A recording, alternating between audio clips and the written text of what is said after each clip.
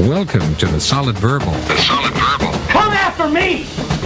I'm a man! I'm 40! I've heard so many players say, well, I want to be happy. You want to be happy for a day? Eat a steak. It's that woo-woo! And now, Dan and Ty. Welcome back to the Solid Verbal, boys and girls. My name is Ty Hildenbrand. Joining me, as always, my good friend over there in New York City, my man, Dan Rubenstein. Sir, how are you? Shot out of a cannon, Ty. Both you and I. I think we are very excited for this episode. I'm ready. We are excited, and full disclosure, I'm right back where we started from right now. Be more specific. My physical location, I'm back. Oh, okay. I am at Mama H's old Solid Verbal studio, aka my childhood bedroom, because at the new digs, we've got a painter in there painting the stairwell. Ooh. And I literally cannot get up to our studio at the moment, and I needed a quiet place where I could record. And so, alas, here I am at my old studio where I still have my old board set up and not talking into the usual microphone that gives those sweet, dulcet tones. But nonetheless, I am recording here in the old setup.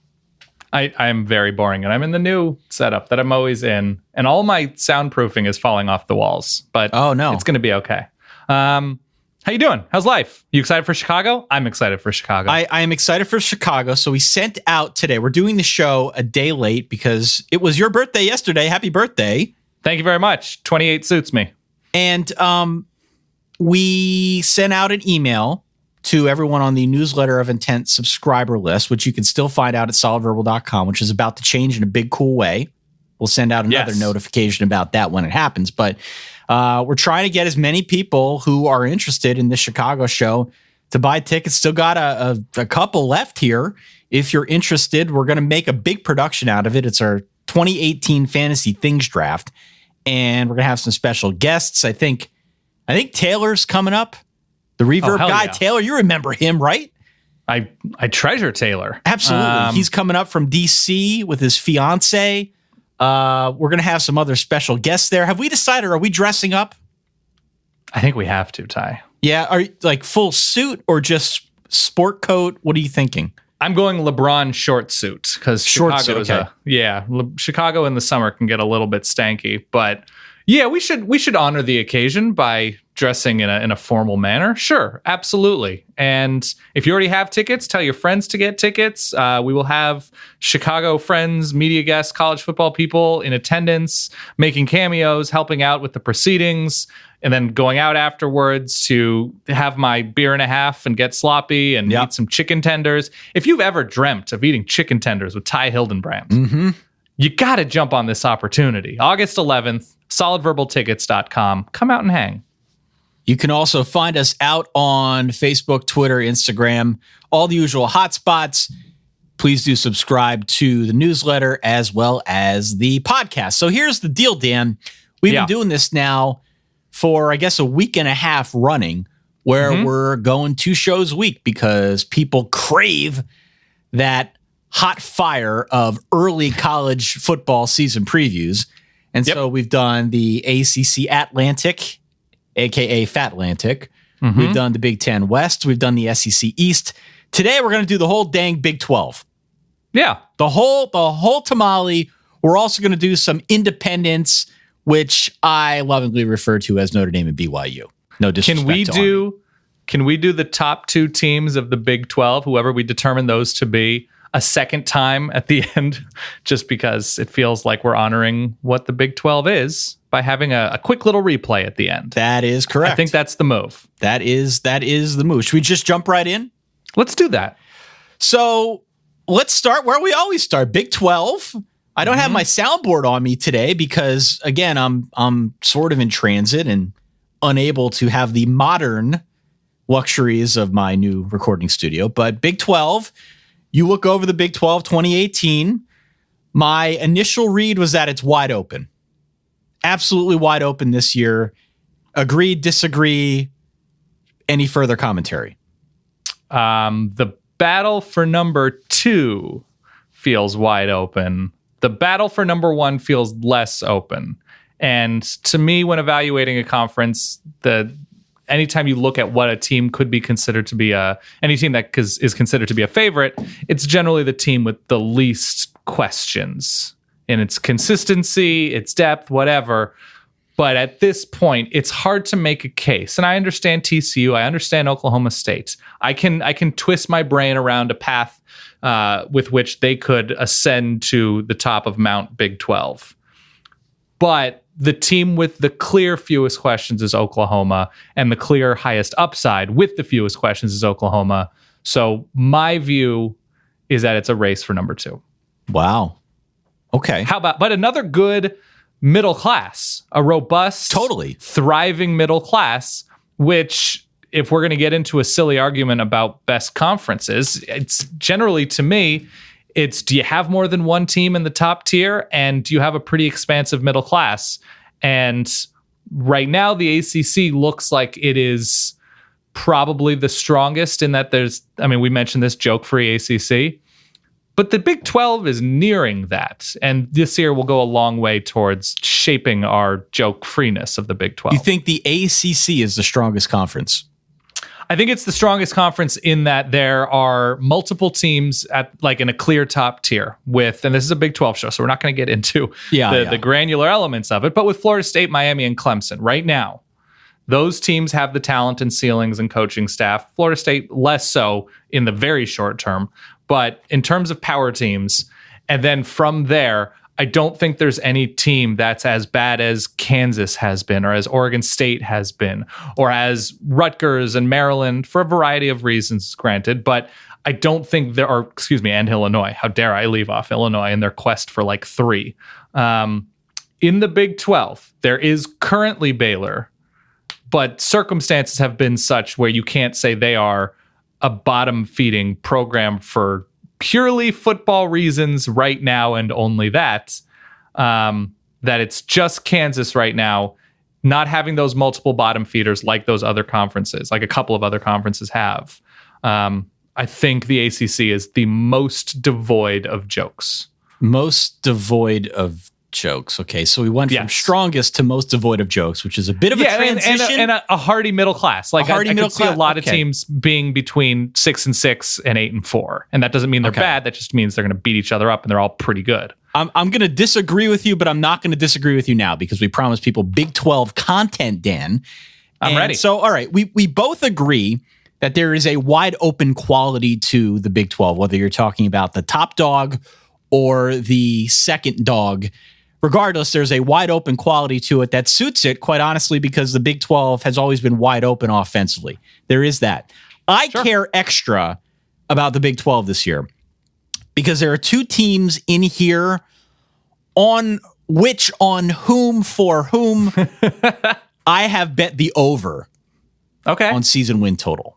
Because, it's sort of legal now, and I'm going to live free or die betting on the Big 12. You live near New Jersey. I live very near New Jersey. You can do it down at the Borgata now. I didn't do it there, but nonetheless, there are 2 teams. I will reveal those 2 teams as we go through that I felt very confident in the over and have laid down a few of my hard-earned shekels on. Okay. I'm ready. Where do you want to start here in the Big 12? Let's start with Oklahoma. Okay, where the wind comes sweeping through the plains, 11-1. Last year in the regular season, they hammered TCU in the Big 12 championship, lost in double OT in one of the all-time great Rose Bowls to the Georgia Bulldogs. This year, Dan, the first reason to care is because the quarterback situation at Oklahoma is just it's supremely weird. Yeah, okay. Because they lose Baker Mayfield, who's one of their all-time greats. One of the all-time greats, not just of theirs. College footballs. That is fair. Yeah. They replace Baker with Kyler Murray, who in and of himself is a unique case. Is somebody, I'm going to say it again, if somebody does not make the video montage of Kyler Murray set to Eminem's Lose Yourself, I'm going to do it myself, because he's only got one shot. That's the agreement he worked out with the Oakland Athletics. They're going to pay him $5 million. They're going to still retain him as like a top 10 pick in the Major League Baseball draft, but he's got only one shot to play quarterback, and it's just time to lose himself in that college football moment in Norman. So that is the first. I think, big reason to care about Oklahoma football this year. The obvious being that Kyler Murray is just a weird, unique case. Can I be a wet blanket? Please. He might. There is a chance he doesn't win the job. Can you imagine? I think there is a chance. I think coaches are good enough. The best coaches are good enough to give the ball to who gives them the best chance to win in the short, medium, and long term. Austin Kendall was supposedly, and he came in as a blue chip quarterback, certainly talented quarterback, had a good spring right alongside Kyler Murray. And I believe Kendall's a sophomore, right? He is a sophomore. Yes, that's correct. All things even, if you know you're going to have him for 3 years. Hey, listen, I'm with you. Logistically speaking, I'm not crowning. Whoops, no, that's phrasing, but I'm not crowning. I get it. And I'm with you. I always felt that I think I've gone on the record here on the show a couple times now. If you're a fan of Oklahoma, this isn't really a great situation because Kyler Murray, if he twists an ankle, he's got no reason to go out there and chance it. Right. So I think he still will if he starts. I think he'll play hard. But he's not a piece that you can build upon moving forward. A guy like an Austin Kendall, anybody who's younger, obviously is going to be around the program more, doesn't have those extenuating circumstances. I have jotted down here in my notes that if I were a betting man, and I've already professed to being one, I would bet on this Kyler Murray thing not working out. And I don't mean that because I think he's a head case. I don't mean that because I'm rooting for him to get hurt. It's just weird quarterback situations in college football tend to go awry. And this really is a weird situation. So to your point, if Austin Kendall ends up getting more starts than meets the eye now in late July, that should not surprise anybody. You didn't say this, but your phrasing is such that I am going to confirm that you were calling Kyler Murray the Greg Paulus of 2018. Wow. Yes. Good one. Only has that one shot from a different sport on. So here are some facts about why, if Kyler Murray, and I expect Kyler Murray to win this job because I think his ceiling is certainly higher athletically, and he's got a great arm, obviously going to play Major League Baseball. Everything is going for Kyler Murray. The situation around him is such that there is a talent incubation. There is a snow globe where all of the flakes of snow are just bountiful and magical. Rodney Anderson is an incredible running back, one of the best, probably 10 running backs in the country. He's big, he's fast. We saw everything he could do, especially in the back half of 2017. The receiving core looks to be fantastic and deep. Lincoln Riley and that staff are recruiting super well. CeeDee Lamb looks like he's going to have another huge year. I think he's only a sophomore. And I think it's Marquise Brown is the other guy that should put up some numbers. Yeah, sure. The line, even though I think they lose their left tackle in Orlando Brown and their center from last season, they've recruited the line so well and developed the line incredibly well that it's just not a question for me. Defensively, it was like two different teams at times. They finished the season pretty well, but obviously were garbage or the regular season, but garbage in the Rose Bowl in the second half. I think the defense will be fine. I think it'll be like a top 47 defense, which with what that offense can do at its peak is fine, especially in the Big 12. They might lose something dumb like they did last year to Iowa State, not taking anything away from the Clones, go Clones. But that wasn't a game they should have lost. And I am confident that with that coaching staff and that continuity, with what Kyler Murray should be able to develop into, by October, this could be an incredible offense once again. Yeah, the offense is going to be dynamic. They're going to win games with or without Kyler Murray. There's no denying this is a good team, a good cast of characters. He's just one player, even though he might be an X factor. Mm-hmm. I love the offense for all the reasons you mentioned, from Rodney Anderson to CeeDee Lamb, Marquise Brown, the line. They're going to put up points one way or another. I have concerns about that defense. I agree with you, top 47. If you want to go there, that's fine. Yeah. They lose 4 of their top 6 tacklers. They lose 15 of their 26 sacks from a year ago. For the most part, that's going to be fine. The road schedule, though, is brutal. And I think the early schedule and road schedule, yeah. Totally. I think one of these 4 road games in conference is a loss. All right. I think either at Iowa State, at TCU. I wrote down at Texas Tech. I don't really mean that. They're not going to lose. No, that's okay. I'm going to defend that scribbled note that you have. And also at West Virginia later on in the year. One of those 4 games, one of those 3 games is probably a loss in my book. So I don't know if they get to the same heights as they did a year ago, but I still do feel pretty strongly that this is the best team in the Big 12. So, okay, they open with FAU, which is minus last year's quarterback. I mean, an infusion of crazy blue chip talent transfers. And without Kendall Briles running the offense, the Lane Kiffin, I believe. It's a Charlie Weiss offense, Dan. It is a Charlie Weiss-esque offense. UCLA shouldn't be all that difficult at home in only week 2 of Chip Kelly. At Iowa State, it's going to be tricky, but I think that they will be plenty focused for that. Army will be, again, it's tricky, but they'll be fine against Army.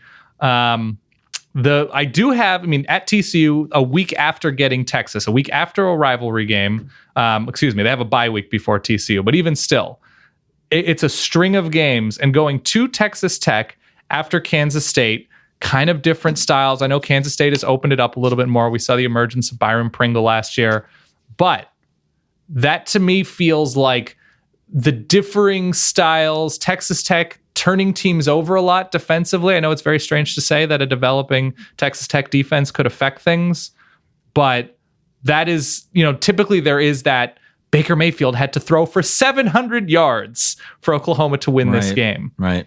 And I think we could stumble on a week where Kyler Murray's 414 wasn't enough to beat Texas Tech in a losing effort. I think that could be a situation. All right. So we're in agreement that Oklahoma's probably the best team in the Big 12. What are you thinking in terms of a win total? I think that they will probably win 10 games. I think 10 games is where it's at. If they go 11-1 with their all-time best quarterback, 10-2 without him feels realistic. Totally. All right. Let's go on then to our number 2 team. Now, as you said at the top, it's even more wide open once you start going down a rung. I think it's Texas. And I'm torn a little bit between Texas and TCU, but my vote would be for the Longhorns here. Sell me. I like Texas. I care about Texas because I always care about Texas. Yes, that is true. They've got a team with more experience from a year ago. And I think more importantly, they have a schedule to contend for the Big 12. Here are their true road games. They go to Maryland, which I'm pretty high on Maryland this year, though we haven't talked about them yet. I don't know if they beat Texas, but to Maryland early, to K-State, to Oklahoma State, to Texas Tech, and to Kansas. That is workable right there. Sure. I like that the foundation for this team is going to be a defense with a lot of experience. They are losing a star at each level of the defense with Poona Ford up front, Malik Jefferson at linebacker, Deshaun Elliott in the back. It hurts to lose those guys, but there are 7 starters coming back. Todd Orlando's got a lot to work with. Clearly the second best defense in the Big 12 behind TCU. That's a good start. In a conference that isn't known for defense, having one means something. I think that bodes really well for Texas. And then offensively, I care because I think the quarterback battle is interesting, even though I don't think it's much of a battle. I like Sam Ehlinger. I think he's the dude. I think the running game gets better. It's been so long since we could be jazzed up about a Texas running game. I don't know how good it gets, but it's got to be better than it's been. So all of those things together, combined with a pretty good offensive line, the complete defense, I think all of that is working in Texas's favor. I don't like that they lost their punter. Is that weird of me to say? Ty, I was going to wait. You stole a little bit of my thunder. I was going to wait until you were done. But I don't know how you begin rattling off Texas players who are no longer with the team because they've gone to the NFL. And you don't talk about Michael Dixon. The single most important departure in college football. The single most impactful departure. Wow. Oh. I'm going to cut it. You'll be mine forever, baby. Thank you. Michael Dixon's gone.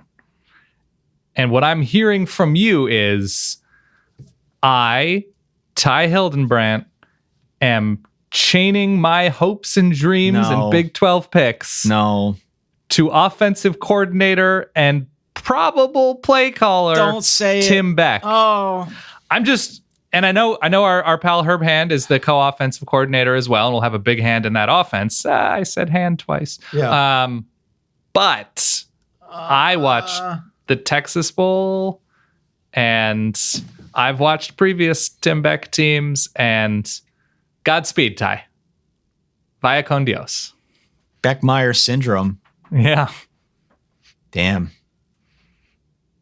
Thanks for throwing the cold water on the Texas pick. I want a more complete picture, and I'm not going to keep playing songs, but Deshaun Elliott does have bad blood.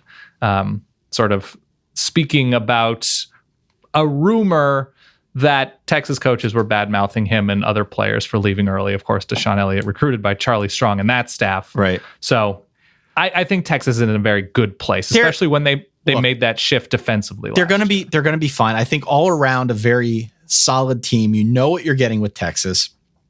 I feel very confident that with all they have coming back, they're going to be just fine. And at this point, in again late July, I feel more confident about those pieces coming back just on both sides of the football than I do a team like TCU, which TCU, to their credit, the defense should be good. I have many questions about the quarterback position and just more questions on that side of the argument. So I will take the Longhorns as my number 2 team in the Big 12. Fair. I disagree with you about Texas and running the ball. I don't see somebody that impresses me, and to the point where I'm excited about Texas on the ground. I know they got the Cal transfer, Trey Watson, but how often did we talk about Trey Watson last year? All the time, every show. This is a Trey Watson dedicated show. And hope he's great. Hope he's fun. Hope it makes Texas offense more dynamic. Hope he takes the ball and whoever else in the backfield takes the ball out of the quarterback's hands so that these quarterbacks aren't counted on to rush it 20 times a game. But yeah, they've got some interesting receivers. I like Colin Johnson. I really like Lil Jordan Humphrey. He's pretty versatile. They move him around the field a good amount. But yeah, the line should be pretty good. I don't think it's particularly deep. They have the Rice transfer taking over at left tackle.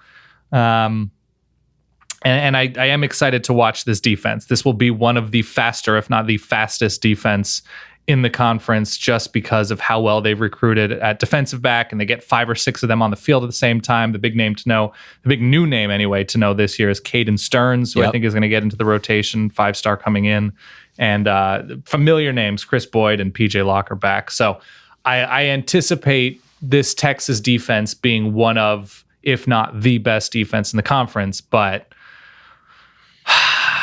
I just cannot align myself with Tim Beck in the way that you have. Sorry. That's fine. I think the ground game is better. I am not going to go quite to my Texas is still Texas level of admiration, but I feel pretty good about where this team is headed under Tom Herman. That seems reasonable. You want to go through the schedule real quick? It seems pretty good. That's what I said. At Maryland, home against Tulsa, home against USC, tough game. Yeah. Home against TCU, at K-State, the neutral siter, Red River shootout against Oklahoma. Mm-hmm. Baylor at home, at Oklahoma State, West Virginia at home, at Texas Tech, Iowa State at home, and then closing out the year with the Kansas buffer. It appears the farthest they go, and maybe my geography is wrong, in the Big 12, because they miss going to Iowa State and going to West Virginia. They don't have long road trips. They have the Maryland one that I think it's in Landover. It's not in College Park, but still, they should be better, but we said that last year. So, I think they'll be fine. I think they're an 8-4 team. All right, Dan. Before we go on to our next team here, I just want to remind folks that, it's still summertime. And if you are thinking about saving money this summer, why not start by paying less interest on your credit card balances? Seems reasonable. Why don't you refinance with a credit card consolidation loan from our friends over at Lightstream, Dan? Why don't you? I have no good reason. I'm on their website right now. It is an easy way you could save hundreds to even thousands of dollars and lower your interest rate. Lightstream offers credit card consolidation loans from 5.89 APR with autopay. That's lower than the average credit card interest rate of over 18% APR. You can get your funds as soon as the day you freaking apply, because Lightstream believes that people with good credit deserve a great interest rate and no fees. Say goodbye to high interest credit cards this summer and start saving with Lightstream today. Our listeners here on The Verbal can save even more with an additional interest rate discount on top of Lightstream's already low rates. But the only way you can get it is if you go to Lightstream, that's lightstream.com/solid. Lightstream.com/solid. You're going to get a little bit of an extra kick here because you're a Solid Verbal listener. Of course, all of this is subject to credit approval. The rate includes a 0.5% auto pay discount. Terms and conditions of offers are subject to change without notice. Visit lightstream.com for more information. Dan. Boom. I still miss Michael Dixon. Yes. Did you see him? No. He's really good. He's super good. He pins teams inside the 10. Yeah, he was, I believe, according to our friend Bill Connolly, worth an extra first down per drive or something crazy. I'll take it. I'll take it. Really, really good. It will hurt to lose him. Let's go to TCU, shall we? Let's. Okay. TCU 10-2 a year ago. Because we are framing all of this out in the context of why we care about each team, why we care about each conference. Mm-hmm. I care about TCU because TCU has the best defense in the Big 12. And as I said with the Texas capsule, I view having a defense in the Big 12 as a competitive advantage because, again, the conference isn't generally known for its defense. You have one, it helps a lot. They do lose 5 starters from a year ago, but defense is sort of Gary Patterson's thing. Now, I'm gonna qualify that a little bit just by saying that it hasn't always been his thing. Like the last couple years, defenses have fallen short of expectations at TCU. But generally, he's a good coach. He knows defense. I think this is going to be the best defense in the Big 12. Do you feel the same? Well, I think defense is 1,000% his thing. I don't think there's any doubt about that.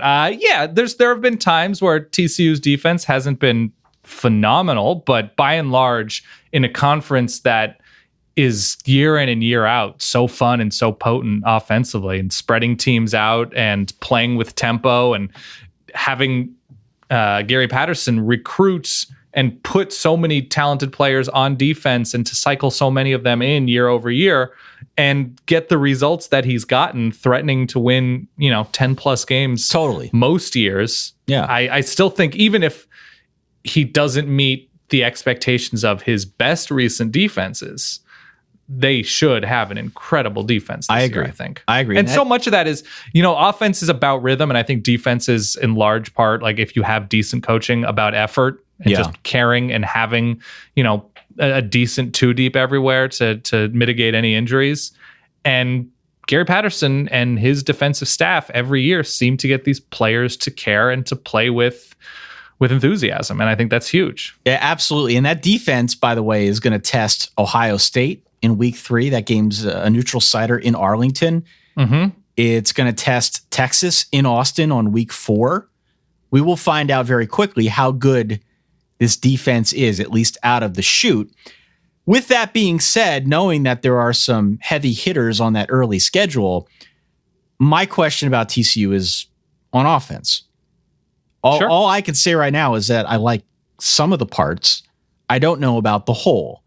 And a big part of why I don't know about the whole is because of Sean Robinson. He's their sophomore quarterback.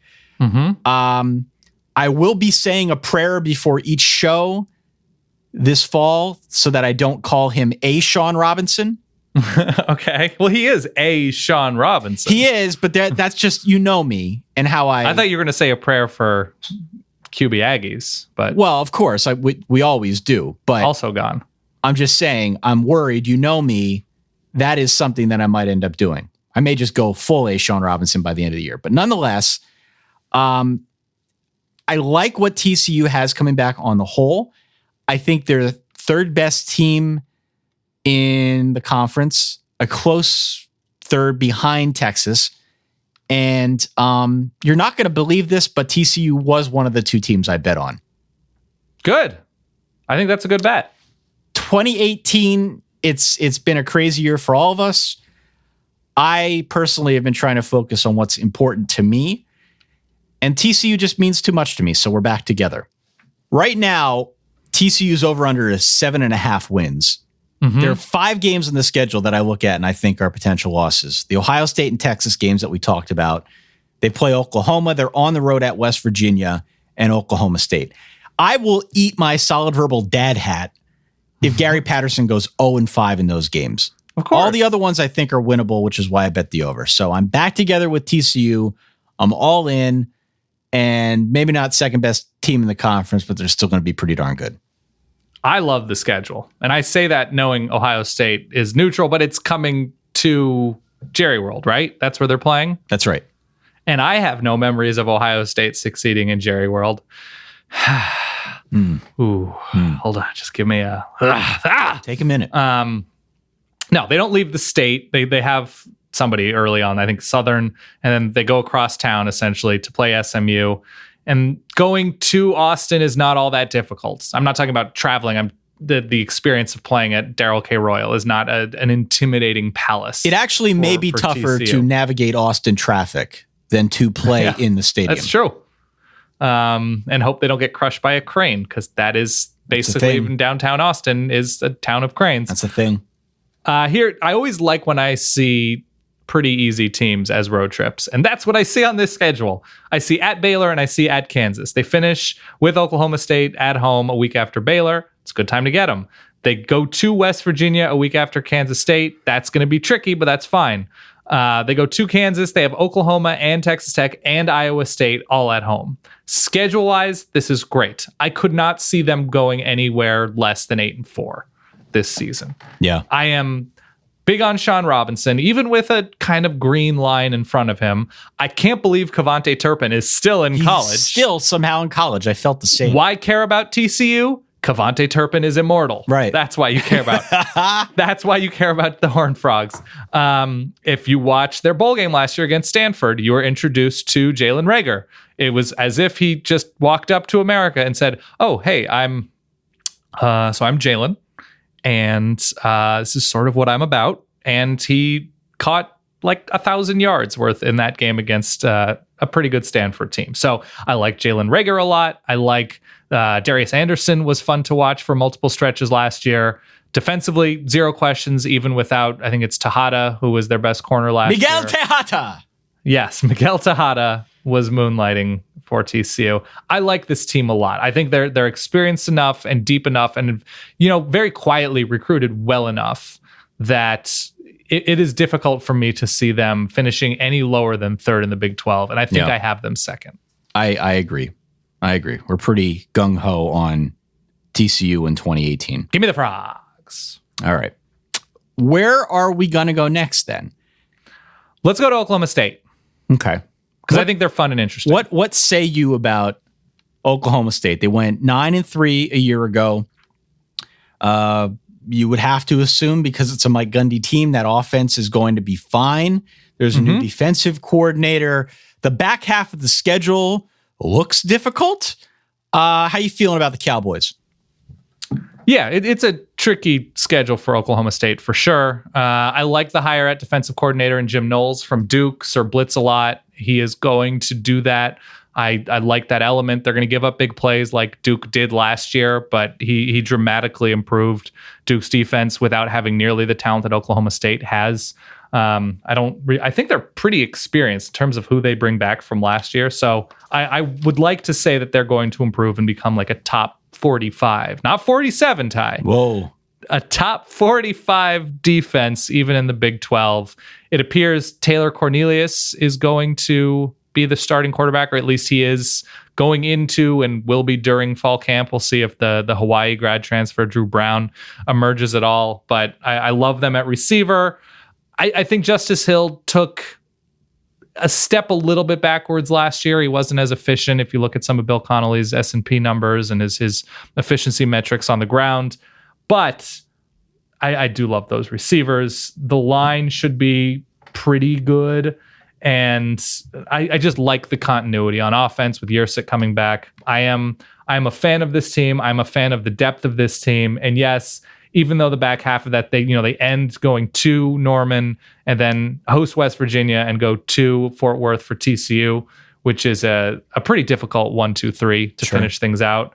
I think by that time, Taylor Cornelius will have developed into something at least pretty good. And they're right in that. I mean, if we're saying the Big 12 is also pretty joke-free, Oklahoma State could finish anywhere between 8 and 10 wins to me. Wow. And it's always nice when you have Baylor and Kansas at the bottom. Yeah. Because the win totals are a little padded, even though they are kind of jokey right now. Well, Kansas is in perpetuity, but it's hard not to see a bunch of 7, 8, 9 win teams on that second tier in the Big 12. Yeah. Well, look, I like Justice Hill. I'm curious to see if he's going to be more of a focal point. This year had 1,500 yards, 16 total touchdowns a year ago. New quarterback. To what end will they lean on him until Yukon Cornelius, how dare you forget the name, gets his stuff together? He is a mountain of a man, by the way. 6'6", 232. He's only got 24 career passes, so we're going to have to wait and see how much he could fill the void after Mason Rudolph walks away as one of the all-time greats in Stillwater. But Mike Gundy, he's a good coach. He knows his way around the quarterback position. He said just last week that Cornelius was going to be, quote, our guy for this coming season. So he is clearly very confident in the direction of the quarterback spot. The back half of the schedule is rough. I'll say it again. Texas at Baylor, which, at Oklahoma, West Virginia at TCU. There's a lot of heavy hitters there within a very, very short period of time. But nonetheless, I tend to agree with you that Oklahoma State has a lot of promise. It does feel like the same team every year, though, doesn't it? Oh, it 100% does. And we did neglect something that is actually consequential. They have Boise State. Yo, that's right. In Stillwater, but nonetheless, they have Boise State. Yeah, okay. And this Boise defense is going to be fast and angry. Best group of 5 team, Boise State. It is. It appears to be the best group of 5 team. They return. I mean, it's Brett Rippon's 4th year starting. I'm not fully versed on Boise the way I will be when we eventually talk Mountain West Mountain. But I seem to recall their front being intact, their secondary being intact, and they're good. That is not a sort of rollover by any stretch non-conference game. And I may even be edging towards Boise at this point. Whoa. Okay. Yeah. Yeah, I could see that, Dan. I really could. Let's go to West Virginia. Okay. West Virginia 7-5 a year ago. I care about West Virginia because among the long list of teams that I took into the lab, West Virginia's over 7 wins seemed like a no-brainer to me. Oh, I can't wait to bet against that. I threw some U.S. American currency on that one. Wow. 7 wins. Is that a joke? 7 wins? If you told me that West Virginia was going to be 8-0 headed into November, I'd say that's totally believable. Really? Totally believable. Okay. If you told me that they were 8-4 after November, I'd say that's also very believable. Okay. Because it doesn't get really tough until the very end. But map it out for me. I am infatuated with the Greer-Sills combo at quarterback and wide receiver. The line is good. Running back, we'll just have to wait and see. But this could be... I like Kennedy McCoy. He's good. Yeah, I know. But we're going to have to wait and see at the running back position. Okay. I'm not totally convinced yet. They're going to have one of the better offenses in the Big 12. This is going to be a high-powered offense, if only because They've got the pieces in place, and they got a coach who knows how to coach offense. True. The defense is pretty good up front, questionable in the back. I think they improved from a year ago. I do kneel at the altar of David Long and Dravon Askew Henry. Okay. I'll just get that out here. It did sway my bet a little bit. All that being said, though, if they make it through maybe the first 3 weeks of the year, which I should not just pan, I'm feeling 8-4, 9-3, and over 7 to me feels like, yeah, I'm pretty high on West Virginia this year. We've talked about it a little bit before, but I disagree. You don't like the defense at all, do you? I don't like this defense all that much. I don't like the front that much. I think the secondary is at least interesting, but I believe a lot of these Big 12 teams should be able to run some on this West Virginia defense and controlling the clock, keeping the offense off the field a bit. I love Will Grier. I'm not ashamed to say it out loud on this show here and right now. I love Will Grier. I love his options at receiver. And you don't have your soundboard, right? I don't, no. Love his left tackle, Yadni Kajust, if that's how you pronounce it. Whoa, Sure. whoa, whoa, it's a dude alone. That would have been my team pick. But when you have September, they have Tennessee, which I'm not terribly worried about with West Virginia, but Tennessee and Charlotte, they go to NC State, which should be one of the better quarterback matchups of the season.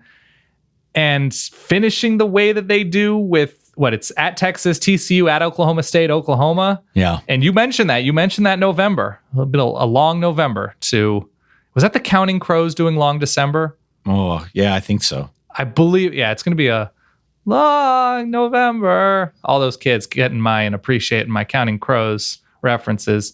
October's fine, but I see them losing at least a couple to teams in weird ways in the first, in September and October.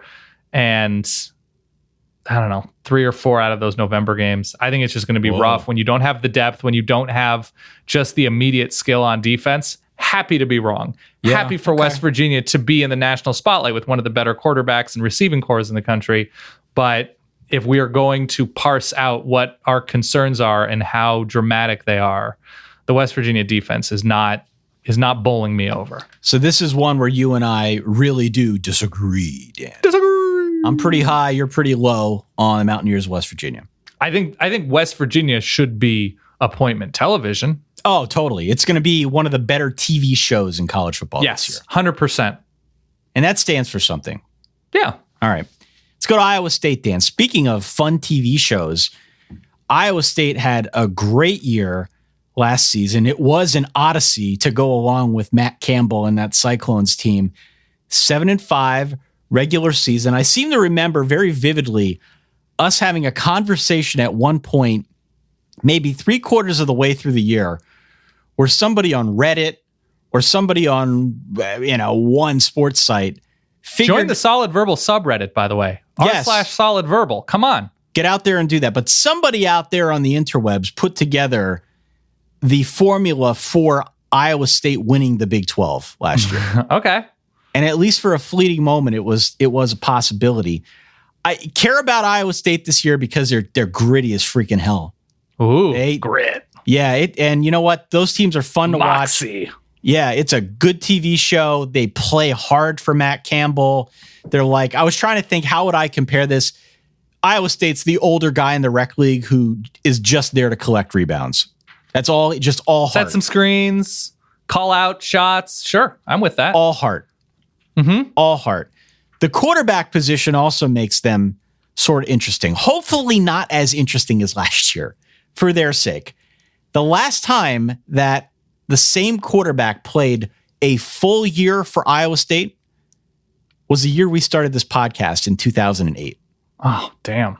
They have not had world it was. Yeah, any stability at the quarterback position. You'll remember last year they had Jacob Park for the first 4 games. Then Joel Lanning, their other quarterback, moved to linebacker. And was awesome. Yeah. He was incredible at linebacker. He was very good. Kyle Kemp comes in, beats Oklahoma in his first ever start. Then he gets hurt, and they go to Zeb Nolan for a brief run. Eventually, Kyle Kemp heals up, gets the job back. throws for like a 66% completion percentage, 15 touchdowns, only 3 interceptions. And now somehow, some way, against all odds, Dan, he is back for his 6th season as a college football. Literally his 6th year, he petitioned the NCAA and got it. Yeah. And on top of that, there's even some depth behind him this year. So things are shaking out okay at the quarterback spot. And that's a big part of the reason why I think Iowa State can continue some of its momentum from a year ago. Do you know what an exploding offer is, Ty? Of course. If I were to offer you right now, here on this show, and you had to give me an answer in the next 10 seconds or the offer is off the table. If I offered you, as of today, Matt Campbell is Notre Dame's coach, are you taking it? 7? Yes. 6? Okay. Wow. I love that. I really like Matt Campbell. I liked watching Iowa State last year. I have serious concerns about their offense if their defense is not turning teams over at the rate that they did. If you remember, and that TCU game was quite ugly because Iowa State was so adept at turning the Frogs over. It was, was the final score 14-10, 14-7, something like that. They did a masterful job. They held everybody down pretty much, including Oklahoma in that win. But I'm not buying Iowa State because of this offense. I don't love David Montgomery. Feels like somebody who survived being locked in a pantry for like a month. And like, wow, how did Iowa State's offense survive for so long? Like rice cakes. Yeah. It kept him alive. David Montgomery wasn't glory. He wasn't beauty, but he got to give the ball to somebody. And David Montgomery was that rice cake. So you're saying that 1,200 yards last year essentially fell off the back of the truck for Sir David Montgomery. Yeah, it was not a particularly efficient or explosive 1,200 yards, but he stayed alive. He kept that team alive with rice cakes, and there's something to be said about that. All right. Defensively, I mean, you didn't mention the most important. I mean, I can pull up the boys to men once again, but Duke of Hazzard, Alan Lazard. Yeah. Duke of Hazzard, Alan Lazard. Blah, blah, blah. Gonzo, huge weapon. Love when a team has that one enormous weapon and defenses still can't stop him, like Alan Lazard was for the Clones last year. I think defensively they return enough to be fine. The schedule is such that they're not going to sneak up on anyone in the way that they did last year. They have El Asico week 2 in Iowa City, and from there it's tricky. At Oklahoma State, at TCU. At Texas later on in the season. The good thing is it's spaced out nicely. So I could see Iowa State is going to go to a bowl game once again. That is like a lock of the preseason to me. I agree. I do. By the way, did you notice, that's amazing to think about. Did you notice during the World Cup all the tweets we got about the Belgian national Eden Hazard? Oh, yeah. Just throwing that out there. It was nice. I like that. He's a good player, right? He's a good he's incredible. He's good at footy. Great dribbler. I agree. They're going to a bowl. They may or may not pull an upset along the way. At a minimum, they're going to put some better team to the test because they're so freaking gritty. Good TV show. Oh, for sure. Good TV show. Let's go to Texas Tech. And he's recruiting super well, too. This isn't smoke and mirrors. No. Absolutely. He's attracting talent, rightfully so. Let's go to Texas Tech. 6-6 a year ago, Dan. I don't care, to be honest. You don't care about Texas Tech? No, I don't. Oh, I don't. So mean. Every year of Texas Tech football is like the 7th season of 24. Were you a 24 fan? You ever watch that show? Early on. Exactly. So you're a Texas Tech hipster. You're a Graham Harrell Texas Tech fan. You don't like this third wave Red Raider. Well, we just know what's going to happen. Every year we know what's going to happen. The offense. Will they be great? Yes, they'll be great. Will the defense suck? Yes, the defense is going to suck.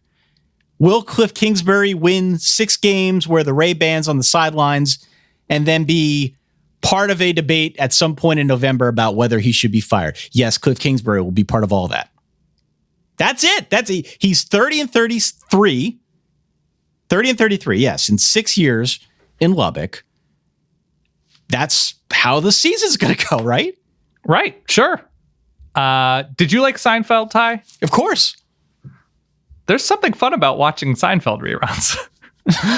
You know it's going to happen, but, George is going to freak out a little bit. Kramer's going to be a little kooky.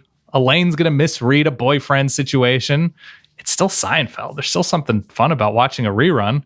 And Texas Tech will find a quarterback who will wing the ball around a bunch. I think their defense is going to improve again. I think they led the Big 12 in takeaways last year under David Gibbs, who I think is one of the great underrated defensive coordinators. Listen, what he was handed when he arrived, and to get to respectability, being passable in more ways than one, that's great. And Texas Tech will be, if we're going to consider other teams good TV, Texas Tech's going to be good TV. Well, Texas Tech brings back 10 guys on defense. So they do. There is to your point, there is a pretty good chance that this is going to be their best defense in a long time. Sure. But Texas Tech's best defense in a long time is still a relative statement. It could still be bad and their best. They open in tricky fashion. They have Ole Miss, I believe, in Houston. And then they host Houston a couple weeks later. They go to Oklahoma State and they host West Virginia. And then there's, I think, a bye week before they go to TCU. So it gets real quick for the Red Raiders. They're probably going to start McLean Carter, who played some in relief last year, but didn't look wonderful. The other name, I don't know how good or bad he is. I won't pretend like I do, is Jet Duffy. Ooh, or it's good name. Duff Jetty. I don't, who's to say? If he wins the job, I'm probably going to call him Duff Jetty. I apologize. I'm terrible at this, I know, but it's just something that appeals to my dumb brain.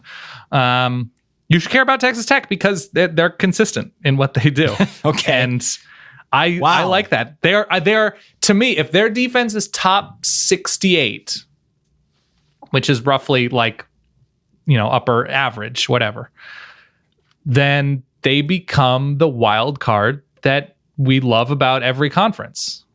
Whether it was Pitt from a couple years ago, whether it was old Texas Tech, whether it was Utah in the Pac-12, or Oregon State way back in the mid-2000s. There's something about adding that, like a little droplet into a stew that changes the complexity, Ty. That's all I'm going to do defense-wise. 6 and 6. 6 and 6. Okay. Does that save Cliff's job? I don't know. They love him. Yeah. I wouldn't blame him for keeping him, but it's the same thing every year. Every year. It's the same story. Yeah, I think they might go 5 and 7, but I think they're going to be super entertaining when they do so. Let's go to K-State. K-State 7 and 5 a year ago, Dan. Another year back with Bill Snyder. Indeed. Bill Snyder, the timeless coach for the Kansas State Wildcats. They've got 8 returning starters on offense, and that terrifies me, to be honest. It's never been the most electric offense. They really like to play that ball control style. There's nothing really, truly sexy about it. But they're You are talking about it's never been electric, as if I don't remember the name Darren Sproles. Well, I don't remember the little name tank Al was Roberson. Something. The little tank was something else. But This is just not an electric offense in the way that a Texas Tech or Oklahoma State offense is, but they practice their ball control very effectively, and they will beat teams. They will beat teams. They get Texas at home a week after Texas goes to TCU, which on the surface looks like a very, very fun TV show to watch here in the Big 12. I feel like I undershoot every year on K-State. Where do you stand? I think they have 2 pretty capable quarterbacks, neither of whom is overwhelming in Skylar Thompson and Alex Delton. I think Thompson's the better thrower. Delton's the better runner. I'm probably getting that mixed up. I liked Alex Barnes. The last time we saw Alex Barnes, he was jogging through the UCLA defense in their bowl game. I say that in a joking manner, but I specifically remember him just running straight through the line of scrimmage and be like, oh, nobody's here? Huh. Okie doke. So I like that element. I like Dalton Schoen. The offensive line has experience. The defense is pretty new. I don't like that Byron Pringle is gone. I thought he added an element when I think they won their last, 4 of 5 or 5 of 6 or something like that.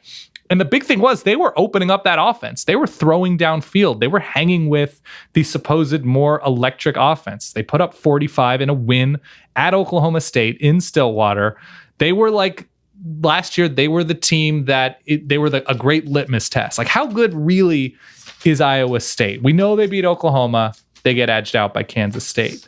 And how good is West Virginia? Oh, they're pretty decent. They can beat Kansas State. They dropped 40 something against Texas Tech in an overtime win. I think they're good. I think they are not going to threaten 10 wins. No, but I could see them going 7-5, 8-4. Yeah, totally. They have Joe Moorhead in his second game with Mississippi State in Manhattan. UTSA could be tricky. They lose a couple of really big guys from last year. They have the long road trip to West Virginia, but other than that, it's not bad. They go 2 Ames to finish out the season. I know they have Oklahoma and TCU in consecutive weeks. That's tough. Yeah. That's not great. And I think they're going to drop at least one of those. They'll probably drop both of those games. But to say that they're going to lose more than 5 games would be insane. No. I'm with you. 7-5, 8-4 feels right to me. Yeah. All right, let's go to... And you might be asking to yourself, are our picks mathematically possible with our win totals? Nope. And to you, I will say, every day, Ty has been texting me, we are rock solid, airtight with our mathematics. We will have someone email about that. Yeah. All right. 2 final participants here in the Big 12. Yes. Baylor went 1-11 a year ago. You might remember that they signed Matt Rule to a 7-year deal with Baylor before last season. After the season, he promptly interviewed with the Colts. He didn't take the job, Dan, but I just wanted to get that on the record, because if that's not the most college football story ever, I don't know what is. Can you imagine the headspace of Matt Rule getting this crazy long guaranteed contract? And after a year, he was like, I got to move to Indiana. I got to find my way to Indiana. If he would have bolted, given all the strife at Baylor, on a 7-year contract, 1 year into his tenure, we would have had a new Matty Ice in the NFL. I would have, and he will probably in the next 2 years end up somewhere else. And it's hard for me to blame anybody for leaving the Baylor situation. I can't find a good reason. I understand that he is recruiting and convincing kids to come to Waco, blah, blah, blah. But given the circumstances there, given the rebuilding job that's needed, Bill O'Brien gave Penn State a couple of years, and that at least they were almost in better shape. It's easier to recruit, I think, given what the Penn State's history. It's hard to blame Matt Rule for leaving Baylor behind. Here's the thing. Baylor's your favorite effort team, right? I love it. I love Baylor. Love their effort. Baylor is like an 11-year-old who tried to dunk from the free throw line and tripped and didn't get anywhere near there. And you're saying, listen, I get it. That was a 1-11 attempt, but there was some effort there. They played. They were better than 1-11 last year. Okay. Most teams in the country.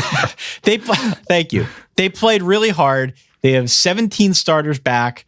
I think they take a jump forward. The defense is going to be better. Charlie Brewer completed 68% of his passes last year as a freshman. It's a bright spot. He's got his entire wide receiving core back. Baylor's not going to make a bowl. They're not going to challenge for the Big 12, but they will be better and they will be more interesting. So Jalen Hurd becomes a receiver at Baylor. Right. I don't know if that actually means anything. They have a really good nose tackle named Ira, which I'm on board. Great. Sure. And the interesting thing, too, is because Baylor's defense was just abysmal last year. Phil Snow, who is kind of the Jim Chaney of defensive consultants, he's just been everywhere, but he had huge success at Temple, turning that defense from a joke into a top 15 defense, and developed NFL draft picks over the years. And this is year 2 with a lot of experience, not necessarily up front, but people are going to be more familiar with what he is asking of them and his play calling. You saw those. We're talking about Temple largely shutting down everybody, including Notre Dame, which was probably one of your least favorite nights ever. Yeah. So I imagine Phil Snow will have this defense going from atrocious to below average. And that's, if you are a football nerd, pretty good. If you are a Baylor fan, Phil Snow probably won't be there in a couple of years. I mean, he's an older dude anyway, and he may just follow Matt Rule to wherever Matt Rule ends up, the Cardinals or the Chiefs or wherever he is in 2021. But they could start 4-0. They could. Abilene Christian at UT San Antonio, Duke, and Kansas to open the season. Yeah, that's not bad. All right. Effort. Finally, let's go to another 1-11 team in the Big 12. That would be the Kansas Jayhawks, Dan. Is this the year for David Beatty? I mean, it depends what you're referencing. Is this the year he gets fired? I don't know. Is there like an over-under date we can wager American dollars on? Oh, man. Listen, Kansas is not going to be very good. No. They play Rutgers on September 15th. Ooh. And that's amazing. They have Rutgers and Baylor in consecutive weeks. So, Kansas opening with Nicholls State at a disappointing Central Michigan team, Rutgers and Baylor. If you want to talk about fluke records to start the year, and I like Kansas's running back, Khalil Herbert. He went off. I think he went off against West Virginia last year. The defensive front should be pretty good. I think the secondary is trash, but the front should be serviceable. All right. If we're talking about a race to 3, well, they won 2 last year, but 3 FBS wins, I'm saying hell yeah. And that's it. Kansas going 3-9. I'm Googling talking to your kids about a 4-0 Kansas. Oh, 4-win Kansas? A 4-0 Kansas. So after Baylor, Kansas's best shot to get to 4 wins is probably Iowa State on November 3rd at home. All right. Fair enough. Yeah. That does it for the Big 12. Again, we're both going Oklahoma. Some dispute over a few teams in here. The next tier, yeah. A few teams in here. I guess the most polarizing would be West Virginia, but otherwise, general agreement about the direction of the Big 12 Conference. Should be a really fun year. Wide open on some level, whether you think it's for the top spot or the second spot, but a lot of interesting TV shows going to take place this year. I think that goes without saying. Yeah, I think that's right. We have a second part to this show. If you've downloaded, you already know what that second part is. Ty breaks down his favorite and least favorite girlfriends, right? You have a power ranking prepared, right? That is right, yeah. We're going to talk about independents, of which there are like 1.5 interesting ones. But I thought about doing it the Sirius XM voice, but I'm sorry, my true identity, the Sirius XM host. But I want to be more selective about what I do in introducing things and going over things in a different way. Okay. And since we are getting into independent teams. And now, oh God, it's time for the Notre Dame Radio Hour, brought to you by Dunkin's Extra Nicotine Cigarettes, what all the boys are smoking these days. And here's your host, Ty Hildenbrandt. Hey, what do you say, Ty? How are the fellas looking? Are they going to give the pretty boys from Southern Cal a run for their money? Wham, bam, slam, kaboom. Go Irish. Are you done yet? Yeah, I'm done. You do a very convincing, like 1920s voice. Thank you. Thank you. Notre Dame, my beloved Fighting Irish. They went 9-3 a year ago. They did. I put a lot of thought into my Notre Dame preview this year. I jotted down my notes at 4:30 in the morning. I couldn't sleep because we were in the process of preparing for this show, and I knew Notre Dame was on the docket. Mm-hmm. It woke me up early. I had to get up. I had to capture my thoughts. There is, objectively, a lot to like about this Notre Dame football team this season. Mm-hmm. By my count, we got 15 starters back from a year ago, 9 of which are on defense. If you listen to this show on the regular, Dan, you'll know we've been talking about the defense since sometime in June. Definitely. Clark Lee, the new defensive coordinator, was one of my pivotal people for the 2018 season. They're very good at linebacker with Tavon Coney, really good in the secondary with guys like Julian Love. I feel really good about where they're going to come in with the back half of that defense. 2 things that normally don't go together is Notre Dame and a good secondary, but I think they have it again. So it hurts to lose Mike Elko and all that, but the defense is still going to be really good, for sure. Most of my questions are going to be on offense. Did you see that one coming, Dan? I guess I did, Ty. Yeah. I'm right there with you. The offense loses Josh Adams to the NFL. They lose Deion McIntosh, got booted from the team. So there are questions at running back. They lose Equinemius St. Brown, who left early. And Kevin Stepherson, he also got booted off the team back in January. And, we talked a lot about EQ last year, and I was a big, tall freak of an athlete and all that. But Stepherson was actually their most consistent deep threat, and he led the team in receiving touchdowns. True. And then on top of all that, Quentin Nelson and Mike McGlinchey, two high-profile offensive linemen that go in the top 10 of the NFL draft. Mm-hmm. So Notre Dame's recruited really well along the line. They're going to be fine, but that's a lot to lose, right? That's a lot. Oh, yeah. I mean, they've developed really well along the line, but they lose. Where did their offensive line coach end up? Is he in the NFL? Yeah. So different guy there. Schedules, actually, I mean, we're recording this late July, and this is something we do every year. We say, Notre Dame's schedule's not too bad. Then we get to the end of the season, you're like, wow, that was kind of rough. Woo. But in looking at it in late July, I'm going to keep that up because, yes, Michigan should be tough, but that's in South Bend. Yes, the 1-2 going to San Diego to play Navy and then going to Northwestern and then Florida State. That's going to be pretty tough, going to USC. But for whatever reason, it just doesn't stack the way previous years' schedules. Dan, this is the kind of schedule you build for yourself back in the old days of like NCAA 14. Yeah. I think it's a good year to travel to Virginia Tech. Granted, it's a body blow game after Stanford. But I don't love the Stanford defense. You want to have that A- schedule so you can be a contender, but you want to space it out so the tough games aren't all back-to-back. Jerry Tillery is a member of the immortal Cavante Turpins. Yeah. Because I believe Jerry Tillery was on this defensive line when we started this show in 2008. Jerry Tillery is a name I've heard for a long time.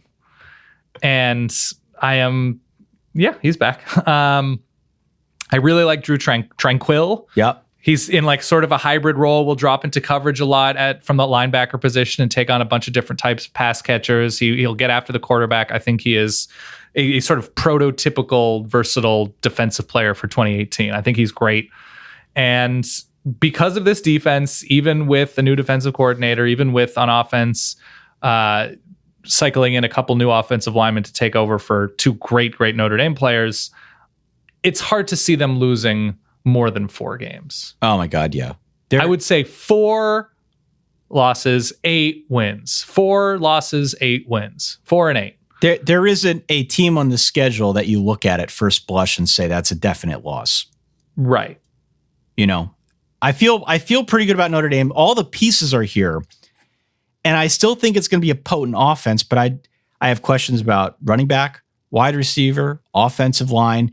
The biggest one, and I haven't mentioned him yet, is Brandon Wimbush. He is truly the X factor. I have ripped on Wimbush since week 3 of last year. So today I'm going to try and strike more of a hopeful tone, Dan. Okay. He's a dynamic runner. If he can become a more reliable, a more confident passer, Notre Dame could be a contender. Who knows? Sure. Brandon Wimbush scares defenses more than anybody else in that room. Totally. Right now, it seems like he is entrenched as the starting quarterback. Yeah. It'll be interesting to see if Brian Kelly has a quick hook in that Michigan game, depending on how things go. I don't know how entrenched he is at the quarterback spot. We saw what happened down the stretch last year. Kelly went to Ian Book more than once. So I got real questions about where this is all headed. I think a lot of it falls on the shoulders of Wimbush. I do agree with you, though. I think 8-4 is probably the floor. And there is a lot of room to grow in that schedule. If I were a Notre Dame fan, if I were a Notre Dame fan, I'd be a little disappointed Florida State weren't earlier in the schedule. Yes, that's fair.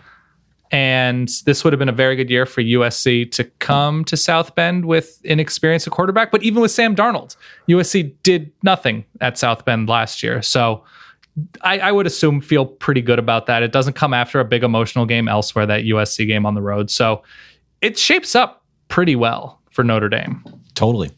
Yeah, 8-4 is the floor. Defense is going to be rock solid.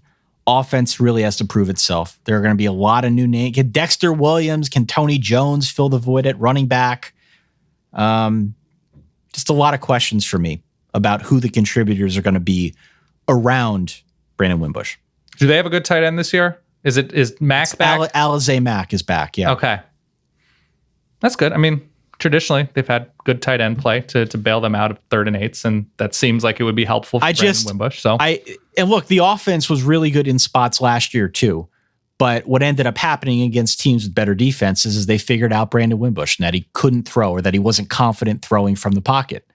They need to add another dimension to that offense this year, and whether it's Wimbush or Book or Phil Jurkovec, the last 4 games of the year, I don't know. They have to find some way to add a little bit more spice to keep teams and some of these defenses off balance. So I would say the reason to care about Notre Dame, I'm not caring that much about Wimbush anymore. Pause. Everyone cares about Notre Dame. You care because you hate them. You care because you love them. We don't need to tell people why they should or shouldn't care. The football reasons to care is there will be a very good defense taking on probably, let's see, Karan Higdon, top 15 running back in the country. Bryce Love, probably the best running back in the country. Cam Akers, one of the most talented running backs in the country. USC has a bunch of offensive skill talent. So you will see the sort of hat on hat. If you're a football nerd, there is something fun about this defense going against some of the country's best on offense. All right. Very quickly, because we promised. Let's cycle through the independents here. Rip through real quick. Army, UMass, and BYU. Army's pretty good, which is good because we like watching Army Navy, and they beat Navy, and they don't have Ahmad Bradshaw, which is kind of a bummer. He didn't get a year of eligibility, but Army is still going to be good. And their defense should be better because they weren't that good last year. So that's good. Army Navy will be fun, and they play Lafayette. I mean, what's not to care about with Army then? Oh, yeah. UMass has been tricky. They returned their quarterback. They gave a scare to both Mississippi State and Tennessee last year, and they host USF and stay relatively close to home to take on Boston College. So keep those antennae up. BYU decided not to hire a former quarterback with no college coaching experience as offensive coordinator.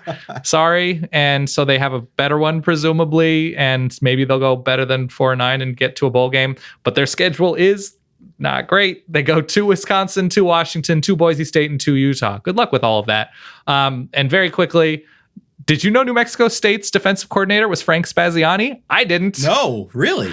And their schedule is pretty good, and they should, which is a good story, go to a bowl again. So go Aggies. And if you're really deep into FBS independence, you know that the Liberty Flames are debuting as an FBS independent team. And you should care about Liberty because if you've ever asked yourself, where's Turner Gill? The answer is Liberty. Where's Ian McCaw, the awful former Baylor AD? He's at Liberty. So go team playing Liberty. Whee! Okay, there you go. Yes. And I will say this, preview. Ty. We talked about independence. We talked about the Big 12. And if you are a fan of, I don't know, North Carolina State or Washington or Penn State or Notre Dame, why do you care about the Big 12? I was thinking about this. We talk about it, the Big 12 as a TV show. And I don't go to malls all that often, Ty, but if college football were a mall, no, the Big 12 is Brookstone. Brookstone. Do you know Brookstone? I don't. You don't know Brookstone? I don't know Brookstone. Brookstone, you probably have an equivalent. Brookstone is one of those stores that sells a lot of what you'll see in like one of those airplane magazines. Like they sell like a bunch of stuff you don't think you need, but it's like, a massager in my shirt collar. Okay. Right. And some of it is sort of luxurious, and they're just, things are just a little bit, there's like a vertical CD player. Like, I don't think I need that, but that's kind of fun that exists. Okay. Like, they're still selling a Mike Stoops defense. That's weird. But there is something kind of luxurious and fun, and you got to take a look.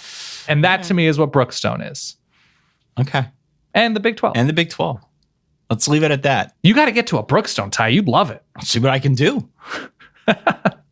solidverbal@gmail.com is the email address. Look us up, hit us up, let us know if you have any questions.